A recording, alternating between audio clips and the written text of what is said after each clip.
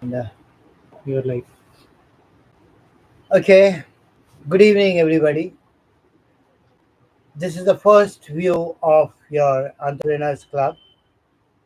We have just headed now, and we are going forward to meet some of the lovely personalities all over the world. I'm not talking of Elon Musk. I'm not talking of some of the bigwigs who did great in the business of work. I'm talking from people who started from small step. From a small step, they took a medium growth, and then finally they landed up in a big way in the big world. I'm not talking about the CEOs of the big companies in the entire world. The second number of CEOs is from India. Why? For an Indian child, when an Indian child grows up, he she has to face two language as the basic vernacular language. How? The mother tongue, and second is obviously the national language, that is Hindi. So when it comes to any regional language, say Punjabi, Marathi, or Bengali, or Tamil, and there are 108 regional language in India. So can you imagine a child learning one language at home, and then he comes to school learning Hindi, English? So the Indian child has got more stress, educational stress in mind compared to the children abroad. And finally, when the child grows up, indigenously, if he is doing something great out of a single machinery, there is no support monetarily or moral support except for few praises which an Indian child gets. And then the child has to stand in a crowd of more than 140 crores. 1 crore is equivalent to 100 million. So can you imagine the big population, 1.4 billion of India, and the Indian youngsters in the competitive world of job, business, or any work they are into. And obviously, this boom, when it comes to the big competition worldwide and the population growth in India, becomes more positive when the Indian children are abroad because of the lesser opportunities in India. I'm not saying that we don't have big companies or big growth in India. I'm saying that the Indian children get better welcome abroad because when it comes to hard work, competition, and knowledge, then the Indian children are really at par. So now, when we're talking about 10 top entrepreneurs, it's not that these people are in competition with XYZ country or they made it big. I have taken some of a very basic, simple people who started low in life and then grew up in a big way. How? For example, if I say one girl from the British city Calcutta, which is now called Kolkata, she started from there and then she was studying under the British in a Indian British school, Miss Curry's Day. And once this Sharma girl, she grew up, she picked up a job, and then she became the secretary in a big American company based in India, multinational company.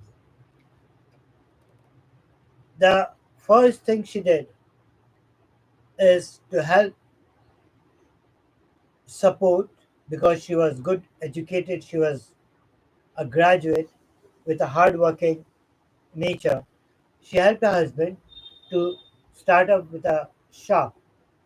She was an inspiration to others because, like, she started doing typing at a small age. So, for the other children in the family and the joint family and the family friends, they were all inspired of these two sisters who were going and studying in a British school. The British sold their school off. Miss Curry's days in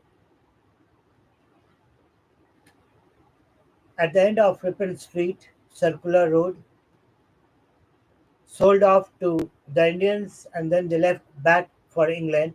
And this is after independence, 10, 20 years after independence. So the growth, the influence was not to become a Britisher, not to become an Englishman, but how did she become a big personality monetarily? And she is a good inspiration for our entrepreneurs club. And I would like the most of the Indians to study her lifestyle. For example, if I talk of another child, Raj, who went abroad at a tender age as a teenager and started working in Middle East. Raj was also earning good money in pounds and dollars, but after 6 years, he decided to come back. He was missing his mother, his motherland, and once he came to India, then it was all doldrums.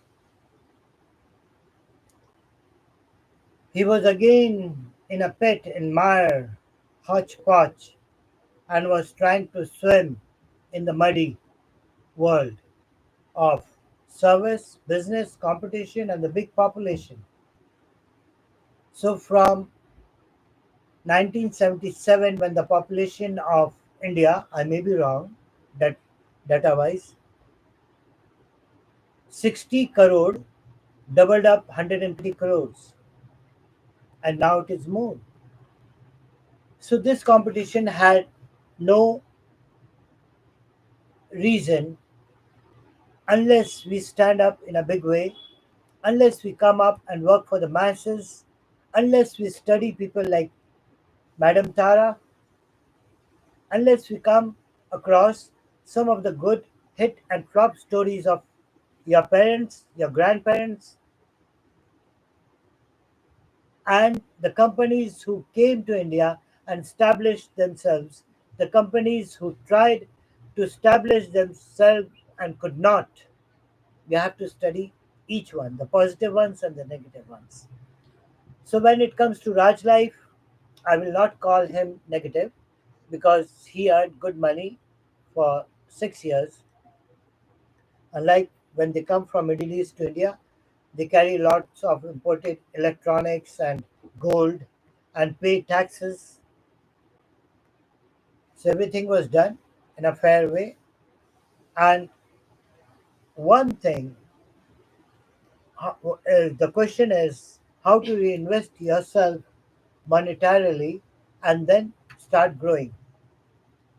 So if you have, I have put a question now.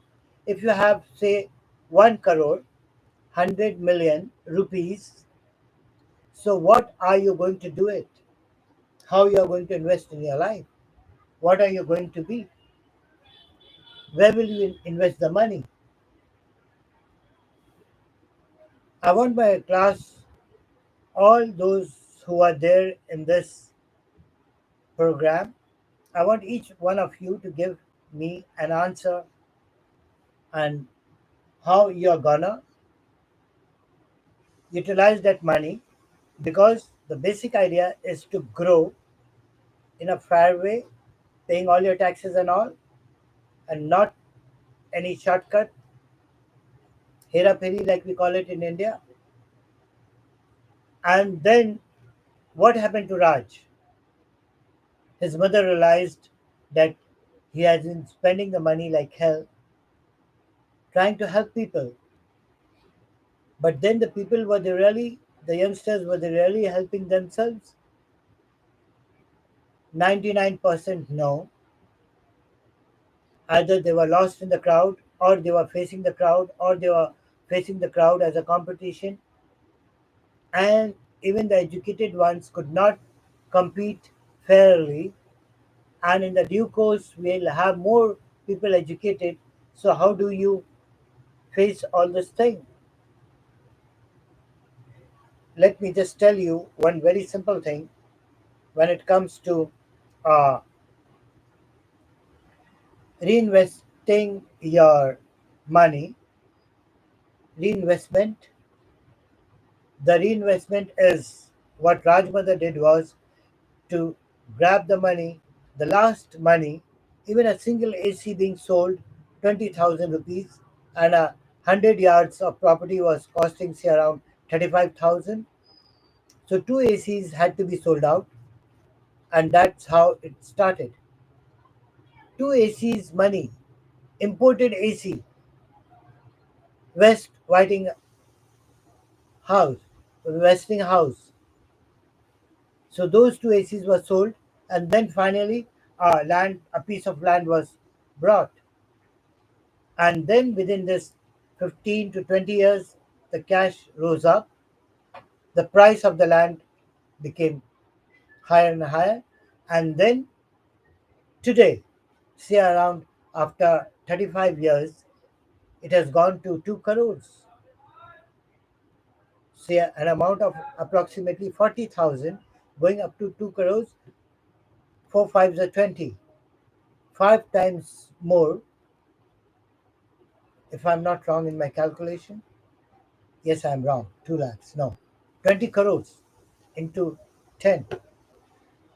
So investing in property, exactly what this girl from Calcutta, she came to Delhi, she was married obviously, she had children, and then finally when she left India, going abroad, now she knew that packet of salary is much comparatively in dollars is much better. Raj was crying because he was back in India and he could not earn anything more in dollars. He was earning dollars and reals in Saudi. Now, Tara was lucky because she managed to start earning dollars in America because she left India and then she went to America. And over there, with the packet, salary packet every month, she cut down and then she bought a piece of land, house on lease, as per the laws over there, 90 years of lease. Okay, she got a good mansion.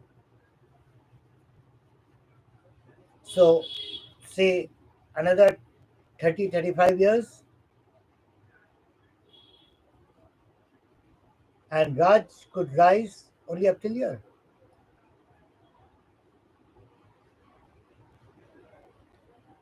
So, I have this story just in front of you because my questions is still there. Do write, give me your comments, give me your links, give me your videos. I will telecast all your entire views and your approach to your business, how you are going to use the money. If I give you 1 CR Indian rupees, where are you going to invest? In few of my episodes, some of my suggestions are going to be great. Some of my friends have come up with great ideas. I recently came across an NGO owner just 2 days back, and she suggested me that she is going to use the money on XYZ term. I'm calling her for an interview in my third or second episode. So we'll have more and more people coming up and talking in front of you. I would not say to like and subscribe. I would request you all to come forward and see my ninth and 10th episode where these people are going to talk and give some big ideas about your business, about your work, about your lifestyle. whether you're going to live the life of an entrepreneur or you're going to die like a simple, silly soul born as a burden on earth and to die and perish forever, gone. I would like to give you the example of some of my friends, some of my cousins. I would like to count on those youngsters. I would like to count on those people, like I mentioned, two names in today's episode, like how well they did, in spite that they did not have a single opportunity in front of them. Raj never had his ticket money to take a flight to Saudi. He compromised with two interview laws when, after passing his high school, he said yes to a menial job of cleaning dishes or floor or anything. He compromised. And then finally, the growth came. He worked in Eurovillage, an American compound. Way back in India, today he's an IT expert. But when it comes to a business matter, he praises others because he could not save his money. So if you ask me, how am I going to live the rest of my life? I will talk about business, about people. I will talk about the youngsters.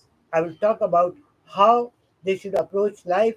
I will not say another youngster Indian who managed to give an ad and within 5 days he could arrange 5 crore of rupees as donation because what he's going to make, please check my third and fourth episode and see how he could manage. So I'm not suggesting you to go for donations, ask for donation, beg for donation, but just give me your ideas and I will selling the ideas to the world and join me to on a big scale to do something great for the earth, for the humanity, for the life you are living in. Save the earth, save humanity, and grow up in a big way. Love you all. And this is Ali Salahuddin, ALLY, Ali, like my nickname. And see, the world is falling on me. And I would love to say bye now. And any of your questions you have, I'll mention this in the second episode. That's my promise. If your ideas are good and great, you'll be there in my program. Believe it or not, I've been always true to my life and I'll be true to this program. And yes, some of them are going to get the awards also. Thank you. Bye. Ciao for now. And see you very soon.